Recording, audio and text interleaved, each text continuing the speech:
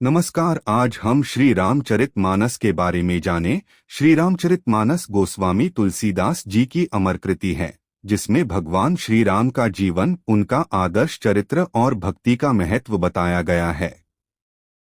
यह 7 कांडों में विभाजित है: बालकांड, अयोध्याकांड, अरण्यकांड, किष्किंधाकांड, सुंदरकांड, लंकाकांड और उत्तरकांड।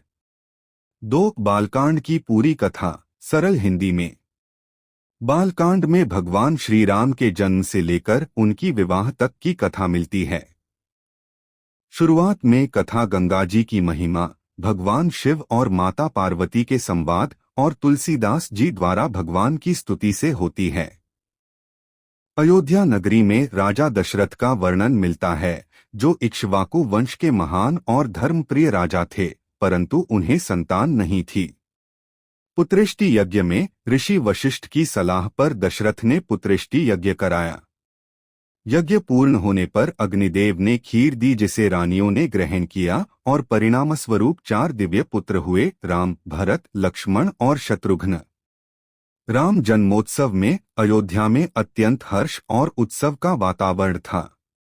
सभी लोग प्रसन्न थे, देवता और ऋषि भी आनंदित हुए। बाल लीलाएं में श्री राम और उनके भाइयों की बाल लीलाओं का सुंदर वर्णन मिलता है, जैसे राम का रोना, खेलना और उनकी दिव्य छवि।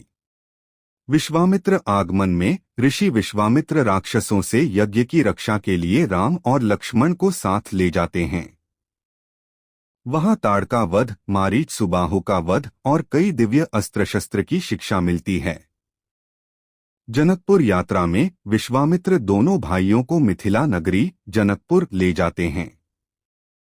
वहां राम लक्ष्मण का सुंदर वर्णन मिलता है। शिव धनुष में राजा जनक ने सीता विवाह के लिए शिव धनुष तोड़ने की शर्त रखी थी। कई राजकुमार असफल हुए। राम विवाह में भगवान श्री राम ने धनुष तोड़ा और सीता माता का स्वयंवर संपन्न हुआ।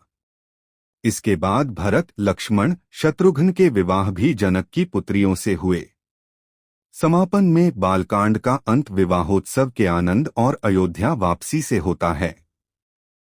इस तरह बालकांड में भगवान राम के जन्म से लेकर उनके विवाह तक की कथा है, जो प्रेम, भक्ति और मर्यादा का सुंदर संदेश देती है।